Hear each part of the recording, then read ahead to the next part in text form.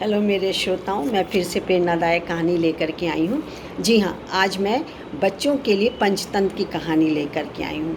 सच मानिए, ये छोटे नन्हे मुन्ने नौनिहालों से लेकर के हम तक सीख पहुँचा देते हैं कि हमें जीवन में क्या करना है, क्या नहीं करना है, क्या उचित है हमारे लिए और क्या अनुचित है।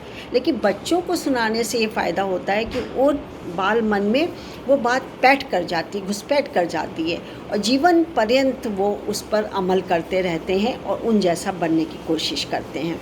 चाहे वो महापुरुषों की गाथा हो, चाहे किसी की भी अच्छाई हो, वो एकदम उसी तरीके से किरदार को निभाना चाहते हैं। और गलत जो काम करते हैं या किसी से गलती हो जाती, गलत से राह पकड़ लेते हैं, उसका जो दुष्परिणाम होता है उसका भी असर बाल मन पर पड़ता है और वो उससे दूर रहने की कोशिश करते हैं। तो आज मैंने एक कहानी निकाल के रखी है, चींटी और घमंडी हाथी। शीर्षक है चींटी और घमंडी हाथी।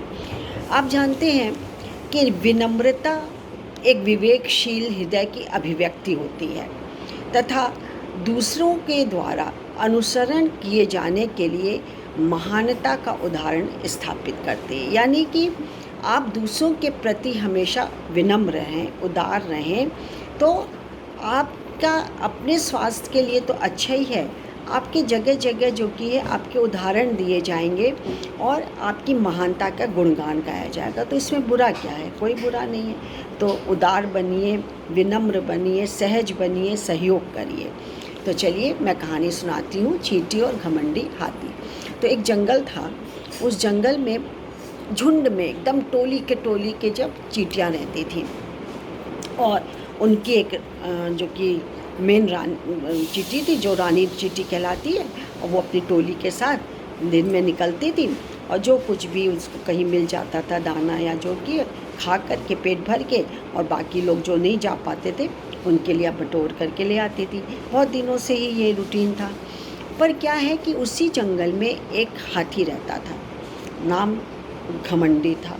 और तो और वो सब जानवर, छोटे मोटे बड़े कैसे, सबको तंग करता था।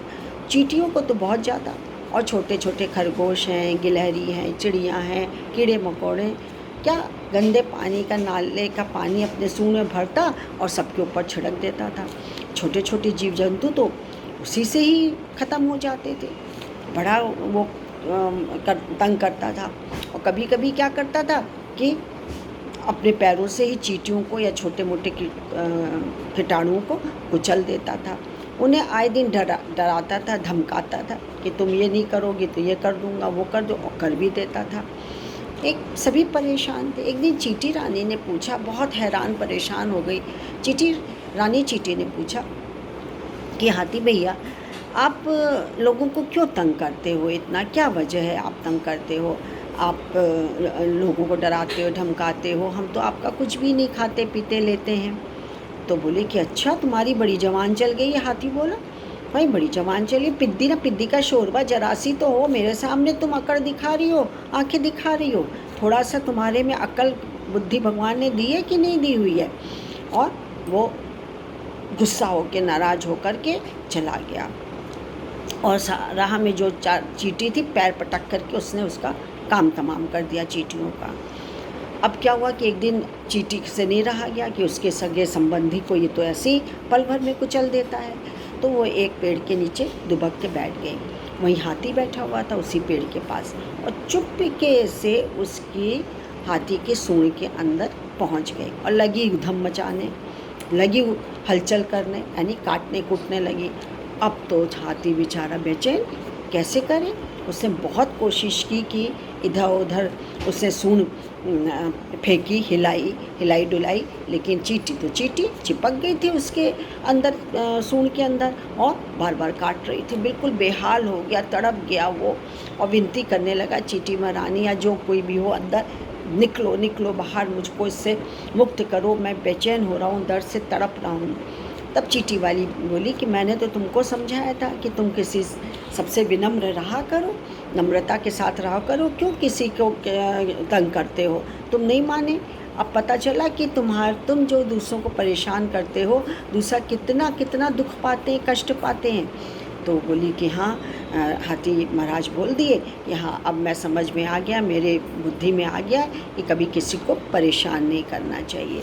तो कहानी विशेषकर छोटे बच्चों के लिए जो हैं, जो 5 साल 4 साल से लेकर 10 11 12 साल तक के, उनके लिए ये सीख दे करके जाती है कि देखो, किसी को अपने से कमज़ोर कमतर मत आंको।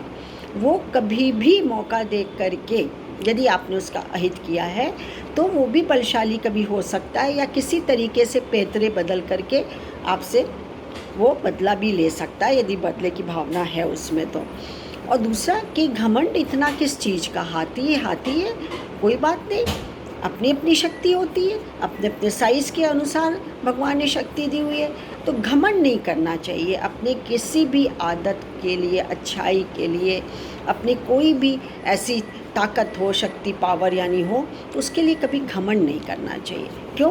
क्योंकि घमंडी का सिर हमेशा नीचे होता है, जैसे कि हाथी का हो गया। बुरे काम का नतीजा ही बुरा होता है। जैसे कि वो दूसरों को तंग करता था, परेशान करता था, एक दिन वो भी परेशान होकर के अब उसने ये कहा कि अब मैं समझ गया हूँ कि ये हमको तंग नहीं करना चाहिए, और मैं अब वादा करता हूँ कि अब मैं मिलजुल के रहूँगा और किसी को कभी परेशान नहीं करूँगा, ना होने दूँगा। ये कह के कहानी जो कि अंत करती हूँ, और आपसे वादा करती हूँ कि फिर एक कहानी लेकर के उपस्थित होंगी। तब तक के मुझे इजाज़त दें।